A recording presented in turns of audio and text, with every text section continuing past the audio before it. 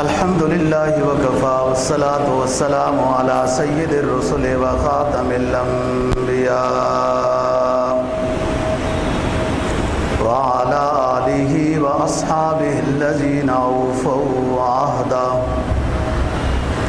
الذين هم خلاصة العرب الأربع وخير الخلائق بعد الأنبياء. أما بعد فأعوذ بالله من الشيطان الرجيم. بسم الله الرحمن الرحيم.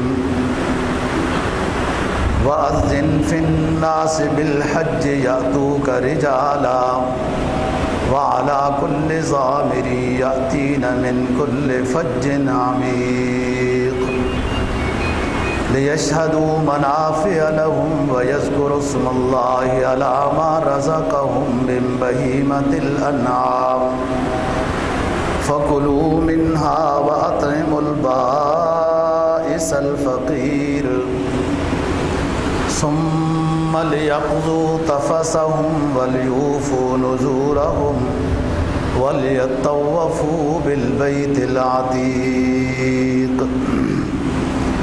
قال النبي صلى الله عليه وسلم واغسلوه بماء وسدر وكفنوه بثوبين ولا تخمروا رأسا ولا تحنطوا فإنه يبعث يوم القيامة ملبيا.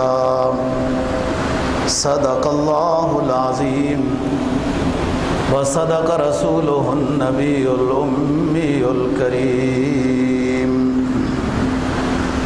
ونحن على ذلك لمن الشاهدين والشاكرين والحمد لله رب العالمین.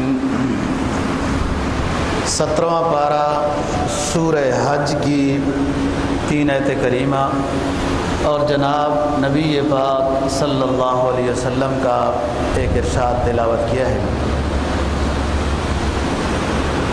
جس کا مفہوم حج سے متعلق ہے.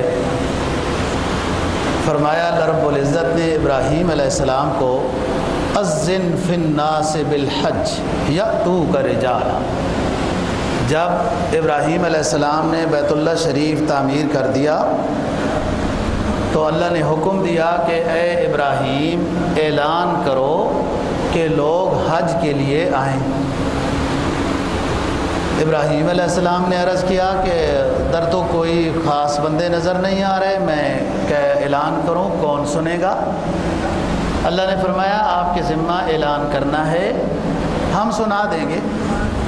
چنانچہ امام غزالی رحمہ اللہ تعالیٰ لکھتے ہیں کہ ابراہیم علیہ السلام کا یہ اعلان سب جگہوں میں پہنچا ہے.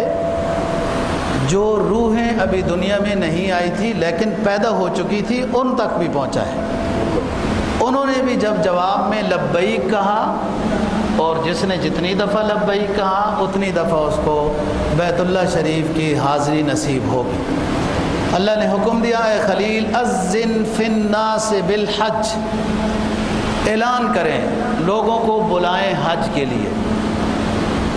یأتوک رجالا، وہ پیدل بھی چل کے آئیں گے. وعلی کل ضامر، کمزور کمزور سواریاں اگر کسی کے پاس ہوں گی کمزور سواریوں پر بھی چل کے آئیں گے.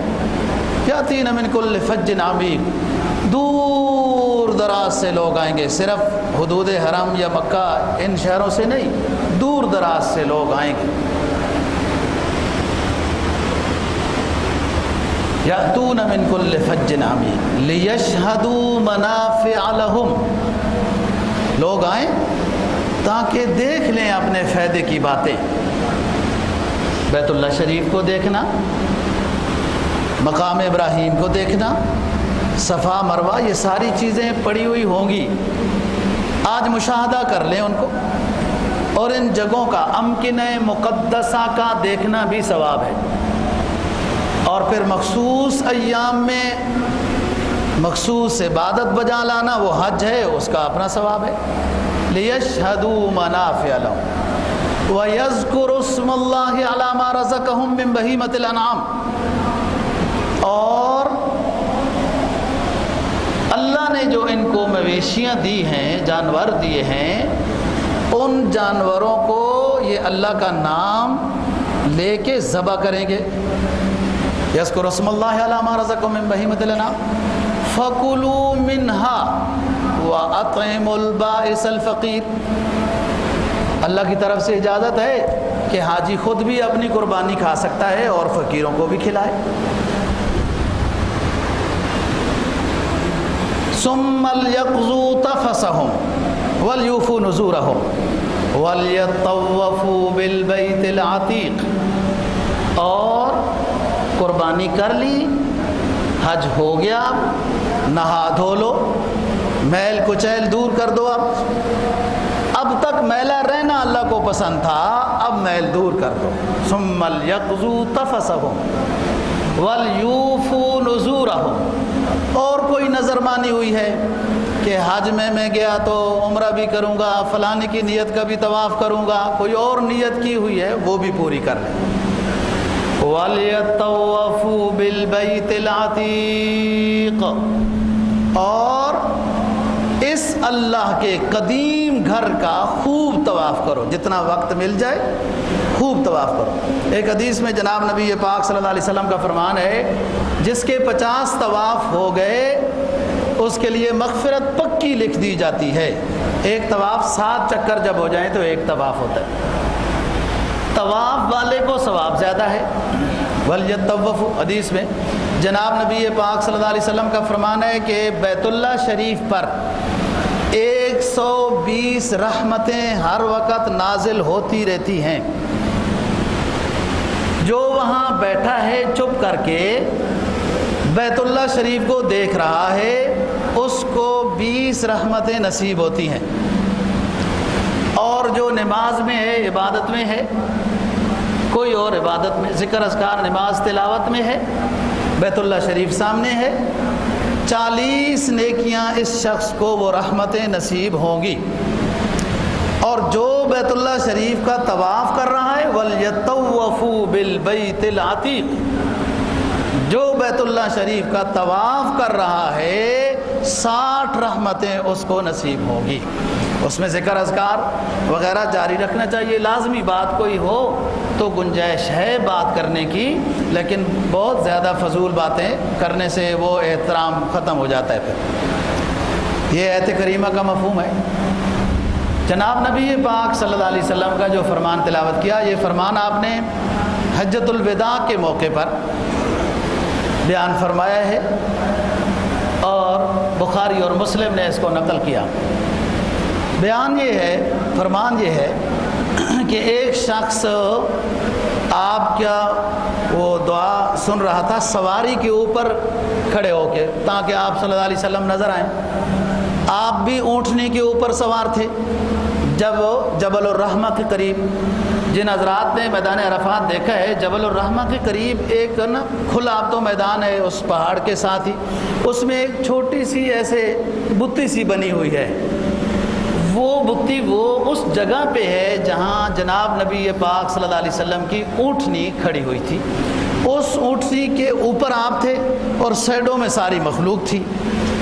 तो ये साथी सवारी के ऊपर खड़े होकर आपको देख रहे थे, रश ज़्यादा था, इत्तेफाक से सवारी के नीचे गिर गए और सवारी हिली, ऊँट थे तो वो गर्दन पर पाँव आ गया।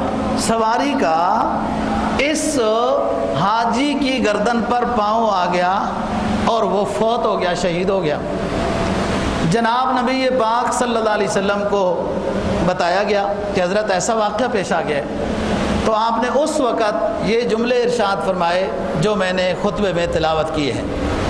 फरमाया वग़्सिलूहु बिमाइन व सिद्रिन, बेरी वाले पानी के साथ इसको गुस्ल दे दो। बेरी के पत्ते पानी में डाल के उसको जोश दिया जाए तो उससे इसको गुस्ल दे दो।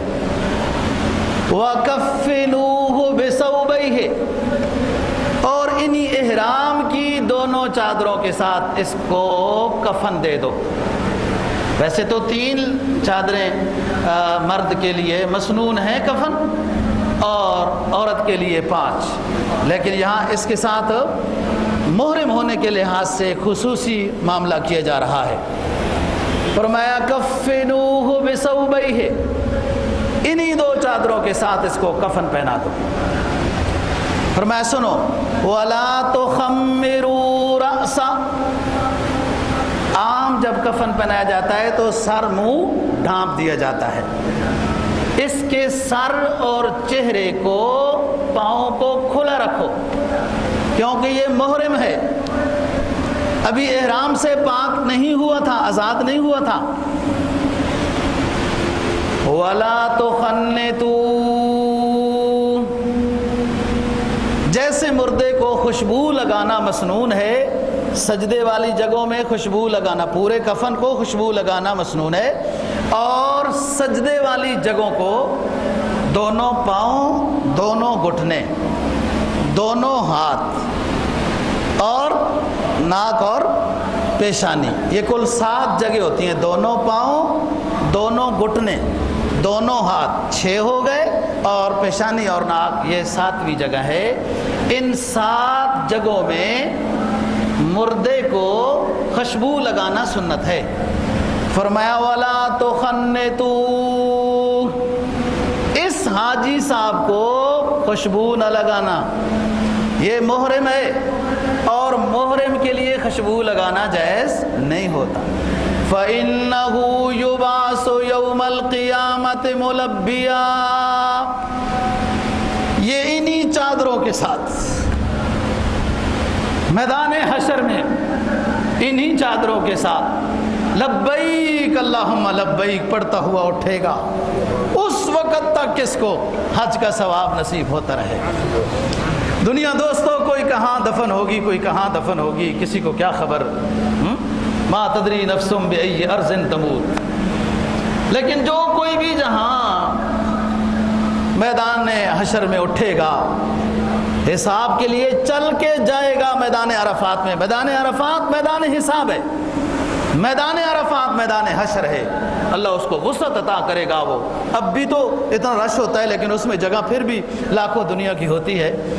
میدان عرفات میں سارے لوگ جمع ہوں گے حساب و کتاب کے لیے، دربار ادھر لگے گا، لیکن یہ شخص اٹھے گا ہی میدان عرفات سے ہے۔ فَإِنَّهُ يُبْعَثُ يَوْمَ الْقِيَامَةِ مُلَبِّيًا، یہ تلبیہ پڑھتا ہوا، لبیک اللہم لبیک پڑھتا ہوا اٹھے گا۔ حدیث میں جناب نبی پاک صلی اللہ علیہ وسلم کا فرمان ہے، جو شخص جس عبادت میں مصروف تھا اور فوت ہو گیا، قیامت تک اس عبادت کا ثواب اس کو ملتا رہے گا۔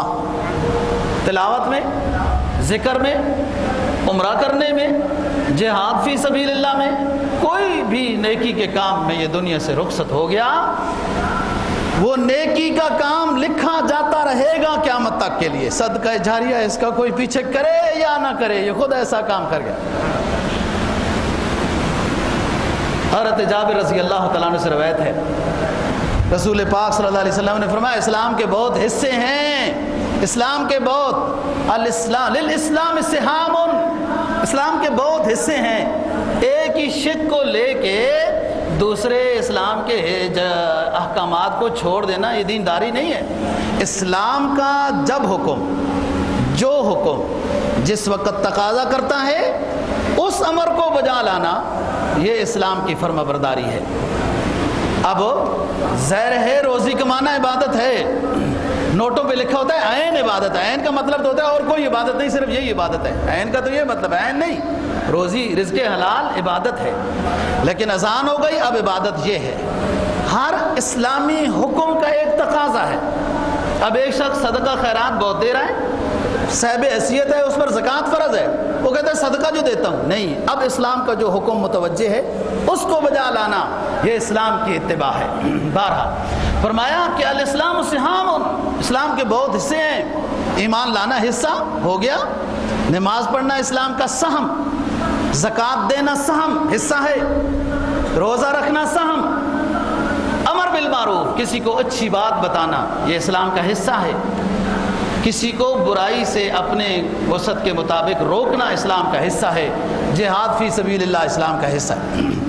بہرحال جو شخص جس نیکی کو بجا لاتا ہوا دنیا سے رخصت ہو گیا، وہ نیکی لکھی جاتی رہے گی قیامت تک کے لیے، اس کا یہ صدقہ جاریہ ہے۔ اس کو حدیث میں آتا ہے کوئی شخص قرآن حفظ کرتا ہوا مر گیا، عالم برزخ میں فرشتہ قاری آئے گا اور اس بچے کے حفظ کی تکمیل کرائے گا، لیکن جب میدان حشر میں اٹھے گا یہ حفظ مکمل ہوگا اس کا۔ تو بات یہ ہے دوستو کہ وہ صحابی فوت ہوا میدان عرفات میں، تو آپ نے یہ بات بتائی کہ یہ اسی طریقے سے جب حج کی ادائیگی سے پہلے دوران احرام کوئی فوت ہو جائے تو حج اس کا کرانا چاہیے، پیچھے سے اس کا وہ باقی رہتا ہے نظام۔ جیسے پچھلے سال کچھ ساتھی میں نام ہے وغیرہ شہید ہو گئے تو پھر سعودی حکومت نے کہ ان کے پچھلے ورثہ کو وہ دیا کہ ان کی طرف سے بھی آپ حج مکمل کریں، اور یہ وہ اپنی جگہ پہ مسائل ہیں۔ بہرحال ہے دوستو، آج حج کے موضوع پر اہم باتیں کرنی ہیں کہ جن کے بغیر حج صحیح نہیں ہوگا۔ حج میں مستحبات بھی ہیں، سنن بھی ہیں، افضلیت والے کام بھی ہیں، لیکن ان میں کوئی کمی پیشی رہ جائے تو حج ادا ہو جاتا ہے۔ رش کی وجہ سے بعض دفعہ کسی مستحب پر عمل نہیں ہوتا، کسی افضل کام پر عمل نہیں ہوتا، کرنا چاہتا ہے یہ شخص۔ اب ہر شخص کا دل چاہتا ہے وہ حجر اسود کا بوسہ لے، لیکن ہر کسی کے بس کا کام نہیں ہے۔ وہ بہت فضیلت ہے، حدیث میں آتا ہے کہ جس شخص نے حجر اسود کا بوسہ لیا، میدان حشر میں حجر اسود کو آنکھیں بھی عطا کی جائیں گی، زبان بھی عطا کی جائے گی، اور وہ اونچی جگہ پہ ہوگا اور اللہ تعالیٰ سے عرض کرے گا اس شخص نے یا رب میرا بوسہ لیا تھا، اس نے میرا بوسہ لیا تھا، اس کی مغفرت کر دے۔ لیکن اگر رش کی وجہ سے وہاں نہیں پہنچ سکا تو دور بسم اللہ ولا برکت اللہ، بسم اللہ وللہ الحمد، اور یوں کر دیا، فضیلت حاصل ہو جائے گی۔ رش کی وجہ سے بعض دفعہ یہ سنت پر عمل نہیں ہو سکتا، مقام ملتزم پہ ہر کوئی جانا چاہتا ہے اور بہت فضیلت ہے، مستجاب الدعوات مقام ہے وہ۔ اس طرح رکن یمانی ہے، استلام کرنے کا ثواب ہے، 70,000 فرشتے آمین کرنے کے لیے رکن یمانی پہ بیٹھے ہیں، جو دعا کرے وہ آمین کہتے ہیں قبول ہو جاتی ہے۔ لوگ یوں طواف کر رہے ہوتے ہیں نا، یوں تو بایاں سائڈ بیت اللہ شریف کی طرف ہوتا ہے، تو رکن یمانی کو وہ بایاں ہی لگا دیتے ہیں، نہیں، رکن یمانی کو دایاں ہاتھ لگانا ہے۔ اب سینہ کی اجازت ہے، ہو جائے سینہ بیت اللہ کی طرف، کوئی بات نہیں۔ بعض بیوقوف ایسے بھی ہوتے ہیں کہ چپلیاں بھی ساتھ ہی ہیں، اب استلام کا بھی ٹائم آ گیا، چپلی بھی ساتھ اور استلام بھی ہو رہا ہے، کیا بات ہے جی۔ وہ چپلیاں قربان کرو، ادھر سے لاکھوں روپے آپ خرچ کر کے گئے ہو تو 5 ریال کی چپل قربان نہیں ہو سکتی؟ کوئی اٹھاتا ہے اٹھا لے، کوئی بات نہیں، ضرورت مندی کوئی ہوگا، کوئی اللہ اور چپل دے گا۔ تو بہرحال بہت ساری چیزیں رش کی وجہ سے رہ جاتی ہیں، بندہ کرنا چاہتا ہے کوئی حرج نہیں۔ مثلا پہلے 3 چکروں میں مرد کے لیے اکڑ کر پہلوانوں کی طرح چلنا مسنون ہے، اور اگر وہاں رش کی وجہ سے نہیں چل سکتا تو کوئی حرج کی بات نہیں۔ ایسا نہ وہاں رش ہو اور وہاں پہلوان بھی بنتا رہے، لوگوں کو مکے لگاتا رہے، تو وہ ازائے مسلم حرام کا ارتکاب کر رہا ہے۔ دیکھو آپ ذرا سوچو بات، حجر اسود کی کتنی فضیلت یہ حدیث آپ کے سامنے بیان کی، لیکن اگر کسی مسلمان کو تکلیف پہنچتی ہے تو آپ کو یہاں سے یہ فضیلت حاصل ہو جائے گی، کسی مسلمان کو تکلیف نہ دو۔ اسی طریقے سے اکڑ کر چلنا سنت ہے، نبی پاک صلی اللہ علیہ وسلم کی حکم ہے، لیکن اگر اس سنت پر عمل کرنے میں کسی مسلمان کو تکلیف ہو سکتی ہے تو فرمایا سنت پر عمل نہ کرو، تکلیف سے بچاؤ مسلمان۔ اسلام انسانیت کا احترام اسلام مذہب سے زیادہ بہتر کوئی نہیں کر سکتا۔ یہ الگ بات ہے دوستو، مسلمان بھی اسلام نہ پڑھے، کفر اسلام کو تنقید کی نظر سے دیکھے اور اس نیت سے پڑھے تو پھر الگ بات ہے۔ اسلام میں خیر ہی خیر۔ جناب نبی پاک صلی اللہ علیہ وسلم طواف کر رہے ہیں، صحابہ کرام کو کہہ رہے ہیں اللہ اس گھر کے شرف میں اضافہ کر دے، اس کی بزرگی میں اضافہ کر دے، اس پہ رحمت جو نازل ہو رہی ہے اس میں اضافہ کر دے۔ فرمایا صحابہ سنو، اس گھر کو جو گرائے اللہ اس سے ناراض ہو جاتا ہے، کافر گراتا ہے، یوں کرتا ہے، اس کی عظمت، اس کا احترام فرض ہے، رکن ہے، لیکن اگر کسی مسلمان نے کسی مسلمان کی بے احترامی کر دی تو بیت اللہ گرانے سے زیادہ گناہ اس کا ہوگا۔ دیکھو یہ اسلام مذہب ہے جو انسانیت سکھا رہا ہے، احترام سکھا رہا ہے۔ اب وہ تو ایک الگ بات ہے، کوئی اسلام پڑھے ہی نہیں، کوئی سمجھے ہی نہیں، پلے کالج کے چکر میں مرے صاحب کے دفتر میں، اسلام پڑھا ہی نہیں ہے، اور اسلام پر اعتراض کرنے والوں کے ساتھ ہم نوا ہو گئے، مسلمان بھی ان کے ساتھ شریک ہو گئے۔ اسلام نے ہی انسانیت کا احترام سکھایا ہے، اور کوئی مذہب اتنا بڑا لیول کا احترام نہیں سکھا سکتا۔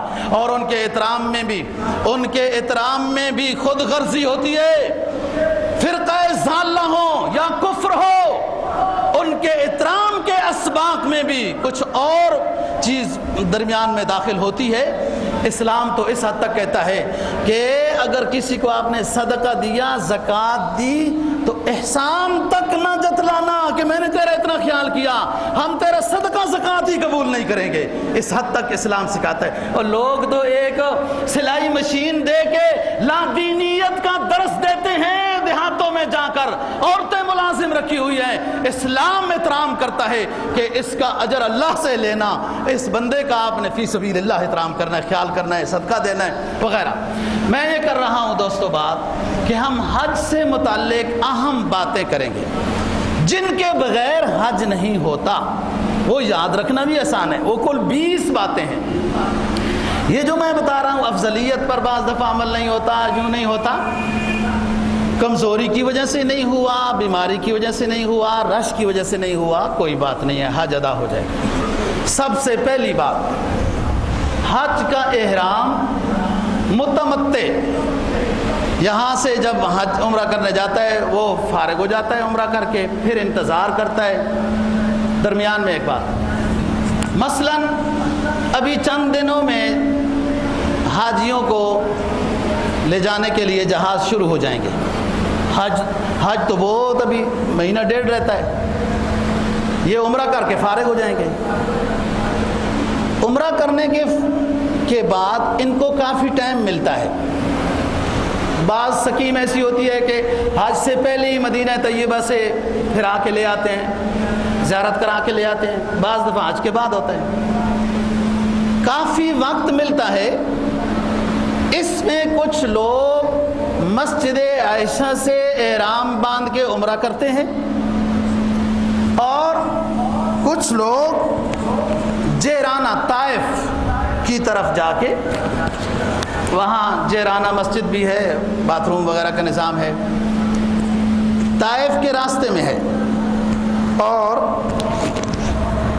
بعض لوگ طائف چلے جاتے ہیں، اور طائف میں مستقل طور پر باقاعدہ میقات ہے، سیل کبیر سیر صغیر کے نام سے۔ تو وہ ان دنوں میں جو ان کو وقت ملتا ہے مسجد عائشہ سے احرام باندھ کر عمرہ کرنے کا، یا جہرانہ سے احرام باندھ کر عمرہ کرنے کا، یا طائف کی طرف، کوئی حرج کی بات نہیں ہے۔ اپنی طاقت کی بات ہے، گنجائش کی بات ہے۔ وہاں مختلف طرح کے لوگ بیٹھے ہیں، کو کہتا ہے ہوتا ہے، کو کہتا ہے نہیں ہوتا، کو کہتا ہے ہوتا ہے، کو کہتا ہے نہیں ہوتا ہے۔ ہوتا ہے، یہ شروع سے نظام۔ حضرت عائشہ صدیقہ رضی اللہ تعالیٰ عنہ حج کے بعد رونے لگ گئی۔ آپ نے فرمایا عائشہ کیوں رو رہی ہو؟ عرض کیا اللہ کے رسول ساری دنیا حج کرنے آئی، انہوں نے حج بھی کیا، عمرہ بھی کیا، اور میں جب حج کرنے کے لیے قریب پہنچی تو مجھے معذوری آ گئی، میں عمرہ نہیں کر سکی۔ پھر جب پاک ہوئی تو حج شروع ہو گیا، تو حج میں نے کیا، میں عمرہ نہیں کر سکی۔ لوگوں نے اس سفر میں عمرہ بھی کیا اور حج بھی کیا، تو میں اپنے اس عمل کی کمی کی وجہ سے رو رہی ہوں کہ میرے سفر میں صرف حج ہوا ہے، عمرہ نہیں ہوا۔ آپ نے کہا عبد الرحمن، یہ حضرت عائشہ صدیقہ رضی اللہ تعالی عنہا کے بھائی ہیں، عبد الرحمن جاؤ اپنی بہن کو لے جاؤ تنعیم میں لے جاؤ اور وہاں سے عمرے کا احرام بندھوا کر اپنی بہن کا عمرہ کراؤ۔ یہاں پر یہ ارشاد فرمایا، اور کوئی تخصیص کی بات نہیں ہوئی کہ یہ صرف عائشہ کے ساتھ خاص ہے۔ جہاں کہیں خصوصیت ہوتی ہے نا شریعت کی کہ یہ اس بندے کے لیے خاص ہے، وہاں نبی پاک صلی اللہ علیہ وسلم فرما دیتے ہیں۔ مختصر سی بات، ایک شخص سے، مشہور حدیث ہے، ایک شخص سے رمضان کے درمیان میں غلطی ہو گئی، بیوی کے قریب چلا گیا روزے کی حالت میں، پریشان ہو گیا، سرکار کی خدمت میں حاضر ہو گیا، عرض کیا حضور یہ غلطی ہو گئی؟ فرمایا 60 روزے مسلسل کفارے کے رکھنے ہوں گے، رمضان ختم ہونے کے بعد درمیان میں ناغہ نہیں ہونا چاہیے، ایک روزہ قضا کرنا ہوگا، 61 روزے آپ نے جرمانے کے طور پر رکھنے۔ عرض کرنے لگا حضور میں تو یہ 30 روزوں میں غلطی ہو گئی تو 60 میں تو پھر غلطی ہو جائے گی۔ آپ نے فرمایا ٹھیک ہے، چلو 60 بندوں کو، مسکینوں کو کھانا کھلاؤ۔ کہا حضور اس مدینہ کی وادی میں مجھ سے زیادہ کوئی غریب نہیں ہے، میرے پاس تو کچھ نہیں ہے۔ آپ نے فرمایا بیٹھ جاؤ۔ ایک شخص آیا کھجوریں کچھ اس طرح کی چیز لے کر، آپ نے فرمایا اس کو ہدیہ دے دو، اس بندے کو۔ کہا جاؤ یہ 60 مسکینوں میں تقسیم کر دو۔ کہنے لگا حضور مجھ سے زیادہ کوئی مسکین ہی نہیں ہے، میں خود ہی نہ لے لوں؟ آپ صلی اللہ علیہ وسلم نے فرمایا جاؤ خود ہی لے لو، یہ تمہارا کفارہ ادا ہو گیا، لیکن یاد رکھو یہ خصوصیت صرف تیرے لیے ہے۔ جب کوئی حکم کسی خاص کے ساتھ ہوتا تھا تو آپ صلی اللہ علیہ وسلم فرماتے تھے ہی خالصۃ لک، جیسے اس ساتھی کو فرما دیا، ورنہ ساری دنیا یہی کرتی، رمضان میں غلطی کرتے، کفارے کے پیسے لاتے اور پھر خود ہی رکھ لیتے کہ وہ کفارہ بھی ادا ہو گیا۔ آپ نے فرمایا یہ صرف تیرے لیے خصوصیت ہے، باقی کسی کے لیے نہیں ہے۔ یہاں حضرت عائشہ صدیقہ رضی اللہ تعالیٰ عنہ کو آپ نے خصوصیت دی، ایسی بات خصوصیت کی بات نہیں فرمائی، بس جاؤ عبد الرحمن اپنی بہن کو لے جاؤ تنعیم اور تنعیم سے عمرہ کراؤ، بس اور بھی کوئی بندہ عمرہ کرنا چاہے کوئی حرج کی بات نہیں ہے۔ اور شروع سے یہ مسجد بنی، اس حکومت نے مسجد نہیں بنائی، شروع سے عمر بن عبدالعزیز کے دور میں مسجد بنی، خلافت عثمانیہ نے دوبارہ بہتر بنائی، اس حکومت نے ماشاءاللہ کیا ہی بات ہے کہ بہت خوب مسجد بنائی۔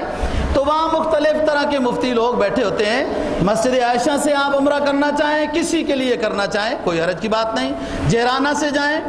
اب حکومت سعودیہ ایک قانون بنا رہی ہے، اللہ کرے وہ جلدی نافذ العمل ہو، کہ حاجی اور عمرہ کرنے والا شخص اس کا ویزا صرف مکہ جدہ مدینہ کا نہیں، وہ جدھر جانا چاہے وہ جا سکتا ہے۔ تو سب سے آسان ہے پھر طائف جانا، اور طائف میں باقاعدہ میقات ہے اور وہاں سے احرام باندھ کر آنا۔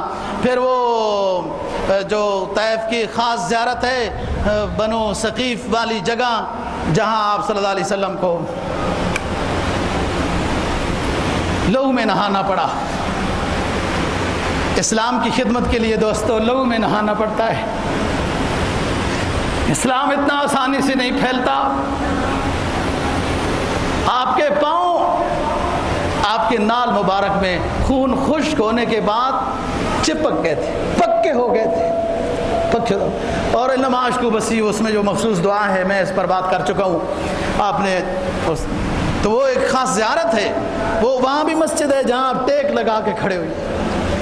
وہ عداس، وہ نینوا کے اس شخص نے جو عتبہ اور شیبہ نے انگور دیا تھا نا، وہ عداس غلام، عداس اس کا نام ہے، غلام نینوا کا، جو آپ کے پاس انگور لے کے، آپ ایک سائل بے وسیلہ، بے سہارا، ٹوٹے پھوٹے ہوئے، ظاہری اور روحانی زخموں سے بھرے ہوئے شخص کی طرح ایک جگہ پہ ٹیک لگا کے کھڑے تھے، جیسے ایک غمگین اور افسردہ شخص کھڑا ہوتا ہے۔ تو وہ شخص انگور لے کے آیا، آپ نے کہا بسم اللہ والا برکت اللہ۔ وہ حیران ہو گیا کہ یہ تو میرے مذہب والی بسم اللہ پڑھی جا رہی، آپ کون ہو، کہاں سے آئے ہو؟ آپ نے فرمایا کیوں، تیرا مذہب کون، تیرا علاقہ کون سا ہے؟ تو وہ عداس نینوا کا شخص جو ادھر غلام تھا وہ کہنے لگا میں نینوا کے علاقے کا ہوں، یونس بن متہ علیہ السلام کی بستی کا رہنے والا، اللہ کے پیغمبر کی بستی کا رہنے والا ہوں، وہاں بسم اللہ والا برکت اللہ پڑھا جاتا ہے جب کوئی چیز کھائی جائے۔ تو میں حیران ہو گیا آپ نے انگور کھاتے ہوئے بسم اللہ والا۔ آپ صلی اللہ علیہ وسلم نے فرمایا کہ وہ میرا بھائی تو میں اس کا بھائی ہوں، یونس میرا بھائی میں یونس کا بھائی ہوں، میں بھی پیغمبر ہوں۔ وہ چپک گیا آپ صلی اللہ علیہ وسلم کے ساتھ اور چومنا شروع ہو گیا، وہ حیران ہو گئے۔ تو میں کہہ رہا ہوں اچھی بات ہے، سعودی حکومت اگر اس طرح قانون بنائے کہ تمام زیارات میں حاجی اور عمرے والے ساتھی جائیں تو اس سے ایمان تازہ ہوتا ہے۔ یہ نبی پاک صلی اللہ علیہ وسلم کی خاص سفر ہے طائف کا۔ بہرحال جب یہاں سے بندہ عمرہ کرتا ہے پھر وہاں سے فارغ ہو کے رہتا ہے اور اس میں مسجد عائشہ اور جہاں سے عمرہ کرنا چاہے ٹھیک ہے، جو اس کی طبیعت ہے، طواف میں خوب کوشش کرے وہ بھی صحیح ہے۔ لوگ پوچھتے ہیں طواف میں زیادہ افضلیت ہے یا عمرے میں؟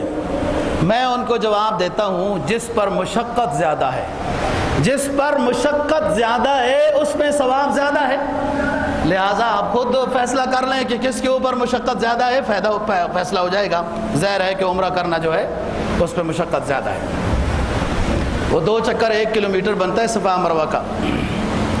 بہرحال ایک اور اہم بات ہے، کہیں میں بھول نہ جاؤں، یہ جو حج تمتع والے ساتھی ہوتے ہیں یہاں سے جاتے ہیں عمرہ کرتے ہیں پھر حلال ہو جاتے ہیں، پھر یہ چکر لگانے کے لیے جدہ بھی چلے جاتے ہیں، بعض دفعہ کوئی رشتہ دار ہوتے ہیں اور مدینہ کی حاضری میں بھی چلے جاتے ہیں، جیسے سکیم ہو کوئی حرج نہیں، ٹھیک ہے۔ لیکن بعض لوگ مدینہ سے واپسی پہ حج سے پہلے مدینہ کی زیارت کے لیے گئے، حج تمتع والے واپسی میں مدینہ سے جب آ رہے ہوتے ہیں تو عمرے کا احرام نہیں باندھتے کہ عمرہ ہمارا ہو گیا۔ بعض لوگ، اکثریت تو شوق کرتی ہے کہ ایک اور بڑا عمرہ بھی نصیب ہو گیا۔ بعض لوگ جدہ چکر لگانے کے لیے جاتے ہیں، وہ حدود حرم سے باہر ہے، بہت بڑی رحل بنی ہوئی ہے، جب بندہ جدہ اور سے سفر کرتا ہے مکہ کی طرف، بہت بڑی رحل، پورے روڈ کو اس نے اپنے نیچے لیا ہوا ہے، رحل ہے، قرآن مجید بنا ہوا ہے، وہ حدود حرم وہاں سے شروع ہوتا ہے۔ جدہ حدود حرم سے باہر ہے، لوگ چکر کے لیے جدہ جاتے ہیں، واپسی میں عمرے کا احرام نہیں باندھتے، یہ غلط بات ہے۔ خاص بات بتا رہا ہوں، خیال سے سننا، حج تمتع والا شخص جو یہاں سے گیا عمرہ اس نے کر لیا، وہ حلال ہو گیا، ابھی حج میں دن باقی ہیں، اگر یہ حدود حرم سے باہر نکل گیا تو دوبارہ اس پر عمرہ کرنا لازم ہے، اس کا حج تمتع ٹوٹ گیا ہے۔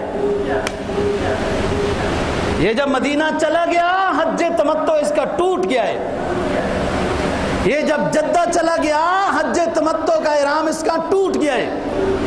احرام سے جو اس نے پہلا عمرہ کیا اور پھر اندر رہ رہا تھا، حدود حرم میں تھا اور عمرے کر رہا تھا، ٹھیک ہے، حدود حرم سے جب باہر چلا گیا واپس بغیر عمرے کے اندر آئے گا تو اس کا حج تمتع ٹوٹ چکا ہے، دوبارہ اس کو حج تمتع بحال کرنے کے لیے عمرے کی صورت میں واپس حدود حرم میں داخل ہونا لازم ہے، یہ بات یاد رکھنا۔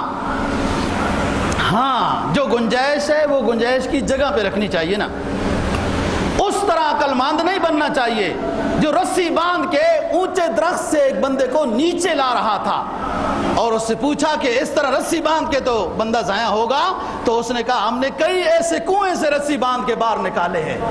جو جہاں شریعت کی گنجائش ہے ادھر تک رکھنی چاہیے، گنجائش عقل کے ساتھ سوچنی ہے، یہ مفتی کا کام ہے، وہ آپ کو ترتیب بتائے گا۔ حج کے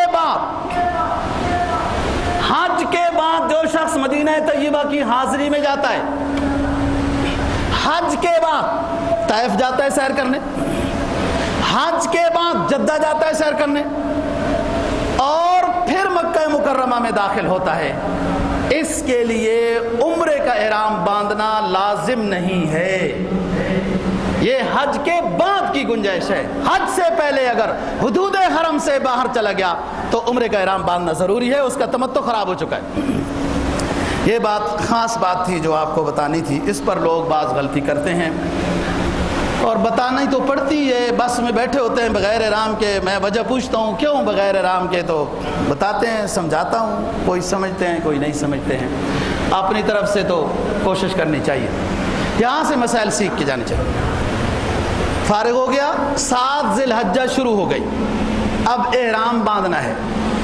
وہ 20 باتیں بڑی بڑی حج کی، سب سے پہلے احرام کی 2 چادریں اوڑھنا، یہ فرض ہے، شرط ہے۔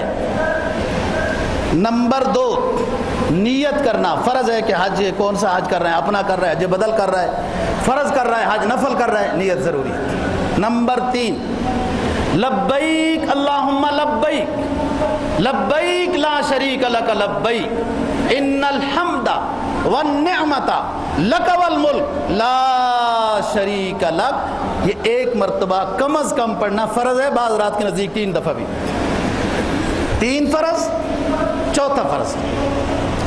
آج 7 ذی الحجہ کو، 8 ذی الحجہ کی رات کو وغیرہ یہ شروع کر دیتے ہیں منا میں پہنچانا۔ حج سے پہلے 5 نمازیں منا میں پڑھنا اور رات رہنا منا میں، یہ سنت ہے۔ اگر کسی مجبوری کی وجہ سے یہ سنت رہ گئی تو گناہگار نہیں ہوگا، کوشش کی جائے کہ نہ رہے۔ میں فرض بتا رہا ہوں صرف، احرام کی چادریں، نیت کرنا، تلبیہ پڑھنا، 3 فرض۔ 4تھا فرض جو رکن ہے، رکن اعظم ہے حج کا، وہ میدان عرفات میں 9 ذی الحجہ کو پہنچنا، ظہر کی نماز سے پہلے پہلے پہنچنا اور مغرب کی اذانوں کے بعد سے میدان عرفات سے نکلنا۔ میدان عرفات میں مطلق جانا رکن اعظم ہے۔ اگر کوئی میدان عرفات میں نہیں جا سکا تو حج نہیں ہوا، اس کی کوئی صورت نہیں ہے۔ آسانی اتنی ہے کہ بے ہوشی کی حالت میں بھی میدان عرفات سے پھرا دیا گیا تو حج ادا ہو جائے گا۔ آسانی اتنی ہے کہ جہاز میں ڈال کر میدان عرفات کی فضا سے گھما کے واپس لے گئے اسپتال میں تو حج ہو جائے گا۔ لیکن میں شروع میں یہ نہیں سمجھ سکتا تھا کہ میدان عرفات سے بھی لوگ بھول جاتے ہیں، میدان عرفات نہیں جا سکے۔ لیکن جب اللہ نے زیارت نصیب فرمائی تو ایسی غلطیاں بھی سامنے آئی ہیں۔ موسمی ڈرائیور ہوتے ہیں، موسمی ڈرائیور حج کے، یومیہ 50 ریال کے، انہیں کچھ روڈوں کا نہیں پتہ ہوتا اور انہیں وہ بھی نہیں پتہ ہوتا کہ یہ سامنے کیا لکھا ہوا ہے۔ اتنے پڑھے لکھے ہوتے ہیں، بعض ہمارے بھی علاقے کے پڑھے لکھے ہوتے ہیں، آپ جون سی بھی زبان بولے انہوں نے اپنی زبان بولنی ہے، اسی طرح وہاں بھی پڑھے لکھے ہیں۔ وہ پھرا کے اب وہ ساتھی ہمیں فون کر رہے ہیں کہ ہمارے ساتھی کو، ڈرائیور کو پتہ بتائیں، ہم ابھی میدان عرفات نہیں ہو سکے، وہ طائف پہنچ چکا ہے، وہاں سے گھوما پھرا جدہ کی روڈ پہ نکل، وہ ایک دفعہ جب موٹر وے پہ یوں چڑھ گیا تو پھر تو قسمت سے نکلے گا۔ میدان عرفات میں وہ نہیں پہنچ سکے، مغرب کی اذانیں ہو گئی۔ تو وقوف عرفہ رکن اعظم ہے، چند لمحے بھی وقوف عرفہ ہو گیا تو رکن ادا ہو جائے گا۔ لیکن مغرب تک بیٹھنا میدان عرفات میں واجب ہے۔ تھوڑی دیر بھی کے لیے گیا، رکن ادا ہو گیا، حج ہو جائے گا۔ لیکن اگر مغرب سے پہلے نکل آیا میدان عرفات سے تو واجب پر عمل نہیں ہوا، قربانی دینی پڑے گی، جرمانہ دینا پڑے گا، بکرا۔ 5 باتیں ہو گئیں، احرام، نیت، تلبیہ، میدان عرفات میں جانا۔ 4 میدان عرفات میں مغرب تسلی سے ہونے دینی ہے، شک میں نہیں کرنا کام، فلانا جا رہا ہے میں بھی جاؤں، فلانے گاڑیوں میں بیٹھ رہے ہیں مجھے جگہ نہیں ملے گی میں بھی جلدی چلا جاؤں۔ بعض دفعہ گاڑیاں میدان عرفات سے باہر ہوتی ہیں، تسلی سے مغرب ہونے دیں، جتنا جتنا دیر سے رات کو مزدلفہ پہنچیں گے اتنی زیادہ فضیلت ہے۔ جلدی جا کے کیا کرنا ہے؟ انہی پتھروں کی راہوں پہ چل کر آ سکتے ہو تو آؤ، میرے گھر کے راستے میں کوئی کہکشاں نہیں ہے۔ وہ جلدی کدھر جاتے ہو؟ ادھر تو خیمے میں بیٹھے ہو، صاف ستھری جگہ میں بیٹھے ہو۔ مزدلفہ میں تو رات ننگے آسمان پہ گزارنی ہے، پتھروں اور کنکریوں کے اوپر سونا ہے۔ جلدی کیا ہے؟ انہی پتھروں کی راہوں پہ چل کر آ سکتے ہو تو آؤ، میرے گھر کے راستے میں کوئی کیسا۔ اللہ کو ڈھونڈنا، خدا خواہی بلا خواہی، خدا خواہی بلا خواہی، اللہ کو حاصل کرنا معمولی بات نہیں ہے۔ اس میں تو باپ کو قربان کرنا پڑتا ہے، اور جب نبوت کے بعد شام آئے تو پھر بیٹے کو قربان کرنا پڑتا ہے۔ دوستو خدا چاہنا ہے، گناہوں کی معافی ہے، حکم کی اتباع میں جانا ہے، حکم کی اتباع میں جانا ہے۔ اچھا، اور مزدلفہ میں اب آنا ہے۔ مغرب کی نماز عرفات میں۔ عرفات اتنی مقدس جگہ ہے دوستو، حدیث میں سرکار کا فرمان ہے پورا سال شیطان اتنا رسوا نہیں ہوتا جتنا میدان عرفات میں رسوا ہوتا ہے، کہ اللہ تعالیٰ سارے لوگوں کی مغفرت کر دیتے ہیں، ان کے رشتہ داروں کی، استادوں کی، جن کے لیے حاجی دعائیں کرتا ہے اللہ مغفرت کر دیتے ہیں۔ اتنی مبارک اور مقدس جگہ ہے میدان عرفات، لیکن اسلام نام تو حکم ماننے کا ہے۔ اتنی مقدس جگہ ہے میدان عرفات کہ مغفرت ہو گئی، لیکن مغرب کی نماز اگر میدان عرفات میں حاجی پڑے گا ہم ناراض ہو جائیں گے، قبول بھی نہیں کریں گے، قبول بھی نہیں کریں گے۔ اللہ کے حکم ہے نا، جس طرح اس طرح پر عمل کرنا کمال ہے۔ اب اگر کسی نے مغرب کی نماز میدان عرفات میں پڑھ لی کہ بڑی فضیلت والی جگہ ہے، نماز بھی نہیں ہوئی، گنہگار بھی ہو گیا، اور دوبارہ نماز پڑھنی پڑے گی۔ یاد رکھو میدان عرفات میں ظہر کے ساتھ اثر پڑھنی اگر مسجد میں پہنچ گیا، نہیں تو خیمے میں جس طرح بھی پڑھے کوئی حرج بات نہیں۔ مزدلفہ میں مغرب کی نماز تاخیر کے ساتھ پڑھنی یہ قضا نہیں ہے، ادا ہے۔ یہ نہ سمجھنا کہ مغرب کی نماز میں تاخیر ہو گئی ہے، مغرب کا ٹائم تھوڑا ہوتا ہے تو مغرب کی نماز قضا ہو جائے گی، نہیں۔ مغرب کی نماز رات کو 12 بجے جب مزدلفہ میں پہنچے ہیں آپ نے، اس وقت جب پڑھنی ہے وہ قضا نہیں ہے، ادا ہے، اور یہ جمع تاخیر واجب ہے۔ پھر دوبارہ سبق دہراتے ہیں۔ احرام کی چادریں نمبر 1، نیت کرنا 2، تلبیہ پڑھنا 3، میدان عرفات میں جانا 4، مغرب تک میدان عرفات میں رہنا 5، مزدلفہ میں رات کو پہنچنا دیر سے مزدلفہ میں، اور تاخیر کے ساتھ مغرب اور عشاء کو جمع کر کے پڑھنا واجب۔ جب پہنچے آپ، بے شک 2 بجے پہنچے، وہ ادا ہے، قضا نہیں۔ جس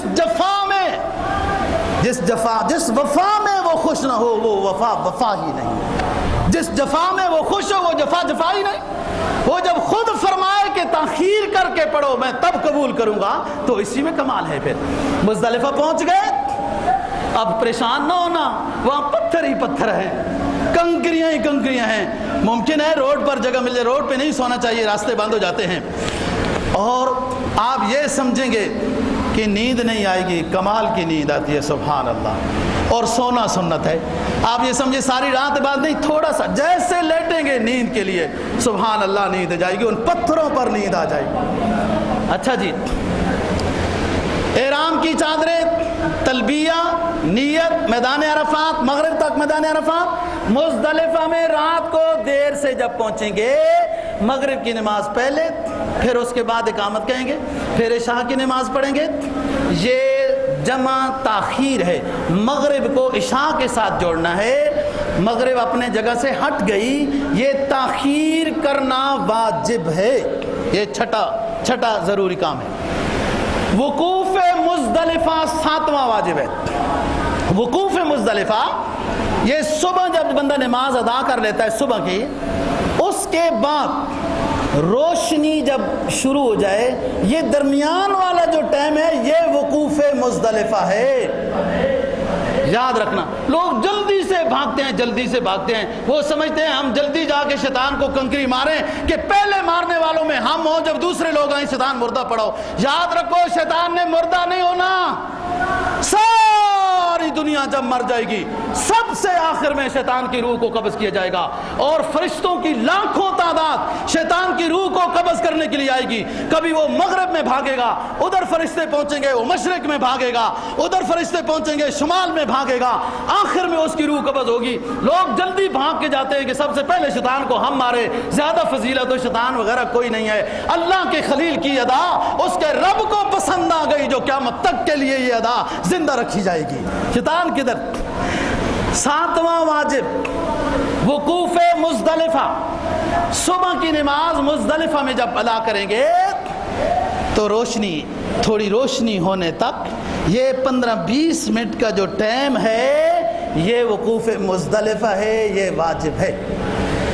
اس واجب میں تھوڑی سی گنجائش ہے، جہاں گنجائش ہے بتاتا جاؤں گا۔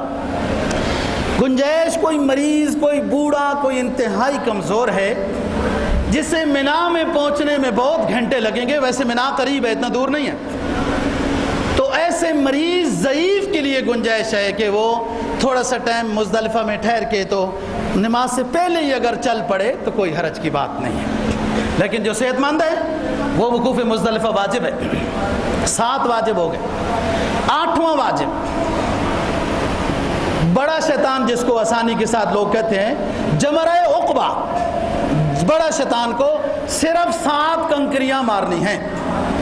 اس وقت تک آپ لبیک لبیک لبیک کہہ رہے ہیں، جیسے جمرہ عقبہ میں پہنچیں گے ایک شیطان کو آج کنکریاں مارنی ہے 7، جیسے قریب پہنچیں گے اب لبیک کہنا منع ہو گیا ہے، ناجائز ہو گیا ہے۔ اب تک لبیک جب کہہ رہے تھے آپ کے ساتھ ساری کائنات لبیک کہہ رہی تھی، اللہ خوش ہو رہا تھا، آج جب یہاں پہنچ گئے لبیک کہنا منع ہو گیا۔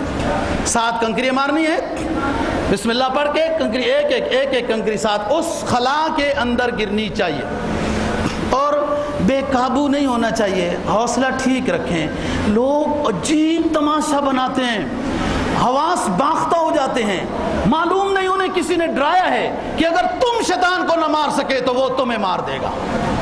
وہ اس طرح لوگ کرتے ہیں، بھائی 4-5 منزلہ ہے، ساری کائنات نے ترقی کی، شیطان نے بھی ترقی کر لی ہے، 4-5 منزلہ شیطان ہے، بہت بڑا سسٹم ہے آپ کا، ایسا وہاں کا ایسی پلانٹ ہے کہ آپ کے آکسیجن کا کوئی مسئلہ نہیں، خود ہی کوئی آدمی اپنے آپ کو موت کے منہ میں دھکیلے تو الگ بات ہے۔ ماشاءاللہ آل سعود نے حرمین کی خدمت میں حد کر دی ہے، جہاں انسان کی عقل پہنچ سکتی تھی وہاں تک یہ لوگ پہنچے ہیں، اور ہر وقت کوشش میں اللہ ان کے اس نیکی کو قبول فرمائے اور ترقی نصیب فرمائے، اور مسجدوں اور مدرسوں کی خدمت کرنے کی اور مسلمانوں کو بھی ہدایت، مسلمان حکمرانوں کو ہدایت نصیب فرمائے۔ جرأت ہونی چاہیے، دلیری ہونی چاہیے، جرأت دلیری ایمان سے آتی ہے، ایمان نہ ہو تو کیسے آتی ہے؟ بہرحال پھر ہم موضوع سے ہٹ جائیں گے، بات سمجھیں۔ 8واں بتا رہا ہوں، بڑے شیطان کو 7 کنکریاں مارنی ہے۔ یاد رکھیں بات، آج 10 ذی الحجہ ہے، صبح سے لے کر پورا دن، آنے والی پوری رات، صبح اذان تک یہ ٹائم ہے، اتنی جلدی کی کیا ضرورت ہے؟ تسلی سے عبادت کریں۔ اچھا بعض لوگ کنکریوں میں تو حواس باختہ ہو جاتے ہیں، آپ بے شک جائیں تماشا دیکھیں لوگ کیا کیا کرتے ہیں۔ اچھا بعض لوگ کنکریاں مارنے جاتے ہی نہیں ہیں۔ آج صاحب آپ جا رہے ہو نا، مہربانی ہوگی 7 میریاں بھی مار دینا، فرسٹ کلاس آدمی ہے، ڈرتے ہیں لوگ، تو ایسا نہیں ہے۔ کنکری بہت اہم عبادت ہے، حدیث میں سید کونین صلی اللہ علیہ وسلم کا فرمان ہے، ایک ایک کنکری سے ایک ایک گناہ کبیرہ معاف ہوتا ہے۔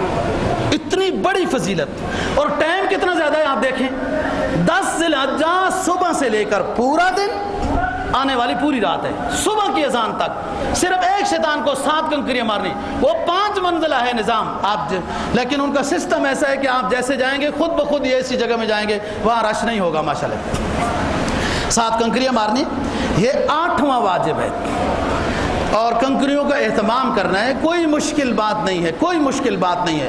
یہ 70-72 کنکریاں بنتی ہیں، 70-72 انسان کے گناہ کبیرہ نہیں ہوتے، مسلمان کے کہاں گناہ کبیرہ ہوتے ہیں، کوئی چھوٹی موٹی غلطیاں ہوتی ہیں، لیکن چلو کسی نے زندگی میں کوئی شراب پی لیا، کوئی ایسی بات کر لی، اللہ توبہ کی توفیق دے، ان گناہوں سے بچائیں، یہ بری چیزیں ہیں، سب گناہ بری چیزیں ہیں، ان سے اللہ تعالیٰ بچائے، لیکن کسی سے ہیں کوئی غلطی ہوئی تو 70 تو نہیں ہوتے، ایک ایک حج میں 72 کنکریاں ہیں، 72 گناہ کبیرہ معاف ہوتے ہیں، 72 گناہ کبیرہ۔ 8واں واجب ہو گیا۔ 9واں واجب قربانی کرنی ہے۔ جو حج تمتع والا ہے، حج قران والا ہے، اس کے ذمہ قربانی ہے۔ قربانی کے بعد 10واں واجب سر مڈانا، حلق کرانا، گنجا کرانا، 10 واجب ہو گئے۔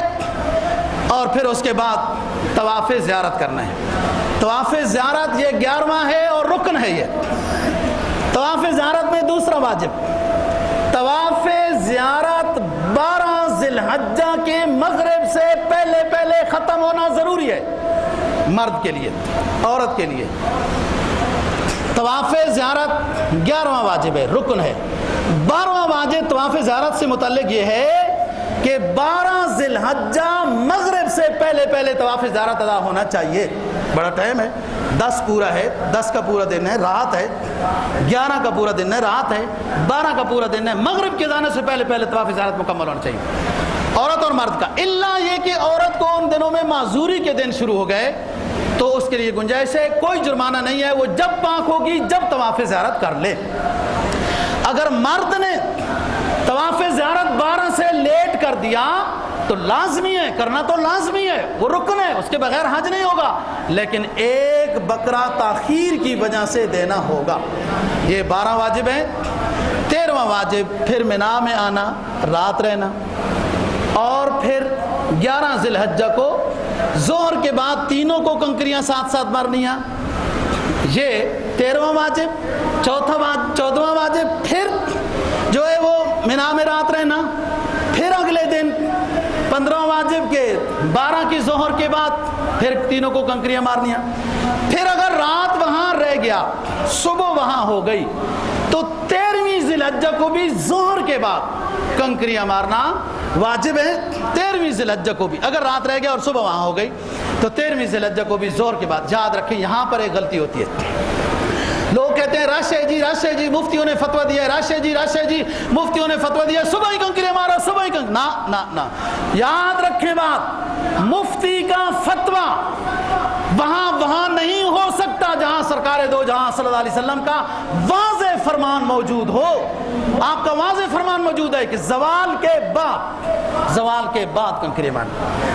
13ویں کا بھی ہو گیا جی۔ 16واں واجب طواف وداع ہے، طواف وداع۔ اور 17واں واجب کہ جب آپ نے طواف زیارت کیا ہے تو اس کے بعد سعی بھی واجب ہے۔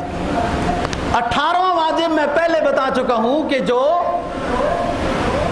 حج سے پہلے عمرے کے لیے چلا گیا اور وہ واپس اس کا مدینہ کی طرف یا جدہ کی طرف حج سے پہلے چلا گیا تو عمرہ کرنا ضروری ہے۔ 18واں 19واں واجب یہ ہے جب صحیح کریں گے، فارغ ہو جائیں گے، طواف وداع کوئی بھی آپ طواف کر لیں تو وہ طواف وداع ہے، لیکن جب آپ آنا چاہیں اس سے پہلے طواف وداع کرنا ضروری ہے۔ 19واں واجب کوئی آپ نے نظر مانی ہوئی ہے، کسی استاد، کسی مریض، اس کو پورا کرنا ضروری ہے۔ 20واں واجب اور بات ختم۔ 20واں واجب یہ ہے دوستو، جو ممنوعات ہیں، گالی دینا، بد نظری کرنا، لڑائی کرنا، خوشبو لگانا، سرما لگانا، تیل لگانا، صابن اس کا استعمال کرنا وغیرہ، ان تمام چیزوں سے بچنا واجب ہے۔ اگر غلطی ہو گئی تو جرمانہ دینا پڑے گا۔ اللہ دین کی سمجھ اور عمل کی توفیق نصیب فرمائے۔